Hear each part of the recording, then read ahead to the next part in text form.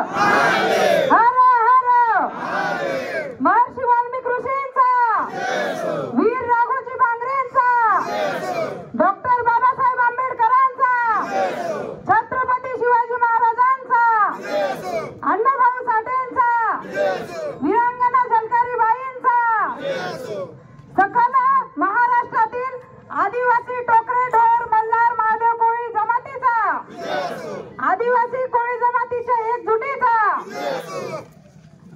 नमस्कार, मी गीतांजली कोळी.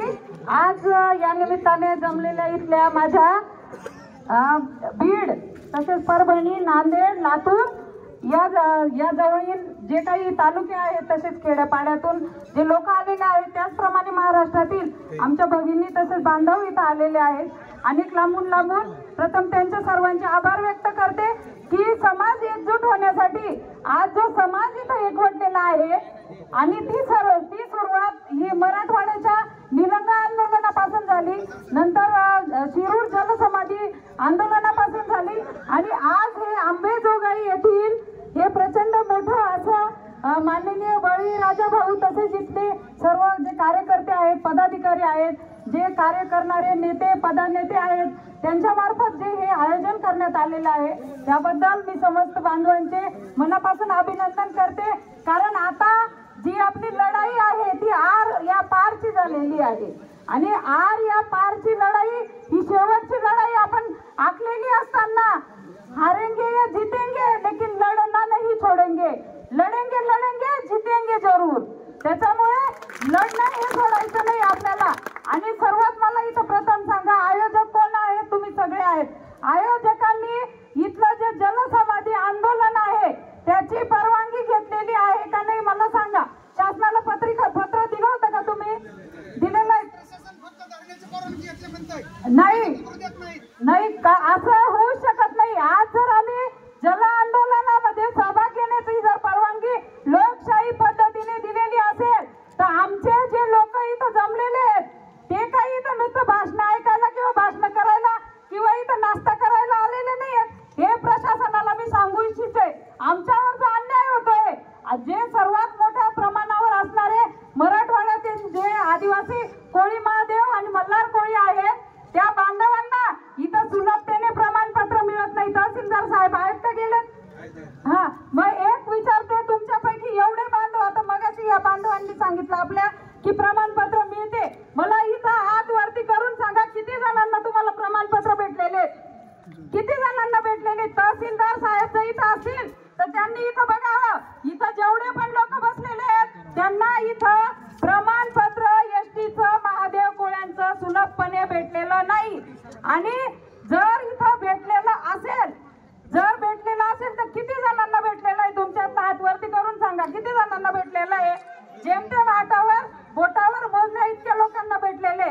तर ठीक आहे, जर भेटलेले असतील तर त्यांना वैधता भेटलेली नाहीये. हे आपलं मोठं दुर्दैव आहे. आणि हे दुर्दैव असं आहे की जो आमचा दऱ्याखोऱ्यात नद्यांजवळ शेतीवाडी करणारा गुरं चालणारा जो आमचा हा समाज बांधव आहे, तो समाज बांधव जेव्हा गेला, आता स्वातंत्र्य मिळायला 78वं वर्ष चालू आहे. विचार करा बांधवांनो, आणि शासनाने सुद्धा विचार करावा. इतकं मोठं दुर्दैव या महाराष्ट्राचं आहे की आपण पुरोगामी म्हणवतो महाराष्ट्राला. ज्या महाराष्ट्रात या महापुरुषांनी जन्म घेतला, अनेक देशाला दिशा देण्याचं काम या येथील महाराष्ट्रातील महापुरुषांनी केलं. आणि त्याच महापुरुषांच्या या महाराष्ट्राच्या जन्मभूमीत आपल्या सर्वात मोठा अन्याय हा आपल्या आदिवासी टोकरे कोळी, डोर कोळी, मल्हार महादेव कोळ्यांवर सुरू आहे. आणि त्यातल्या त्यात इथलं मराठवाड्यात बहुसंख्य असणारा जो आपला आदिवासी मल्हार महादेव कोळी बांधव आहे त्यांना इथं वैधता प्रमाणपत्र भेटत नाही, जात प्रमाणपत्र भेटत नाही. मग जर सरकारला एकच सांगायचं आहे, आम्ही जातीचं प्रमाणपत्र, वैधता प्रमाणपत्र अनुसूचित जमातीचं मागतो कशासाठी? शिक्षणासाठी मागत असताना तुमच्यावर कोणता बोजा पडणार आहे का? तुम्हाला नवीन कोणती तरतूद आमच्यासाठी शासनाला करायची का? कोणता खर्च होणार आहे का? तर हे काही नसताना फक्त तुम्हाला आम्हाला आरक्षण आहे परंतु सुलभपणे जातीचे प्रमाणपत्र मिळत नाही,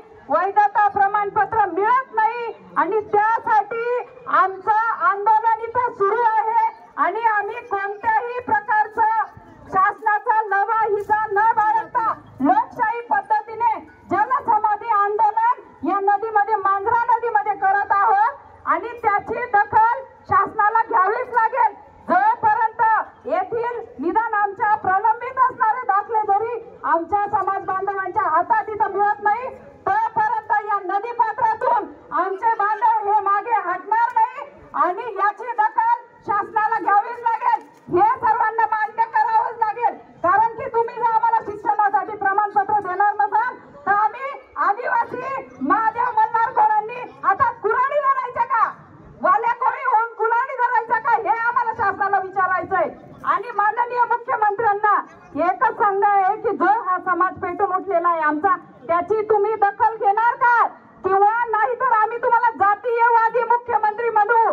कारण तुम्ही ज्या जाती जन्मलेले आहेत त्या जमातीचं काम तुम्ही आधी सर्वप्रथम प्राधान्य देता.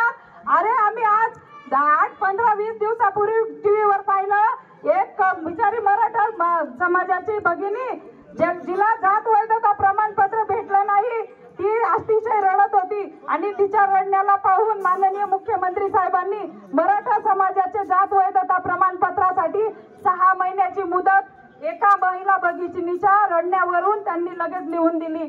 पण तुम्हाला मुख्यमंत्री साहेबांना एकच सांगायचंय की आदिवासी कोळ्यांचा तुम्हाला विसर पडला का.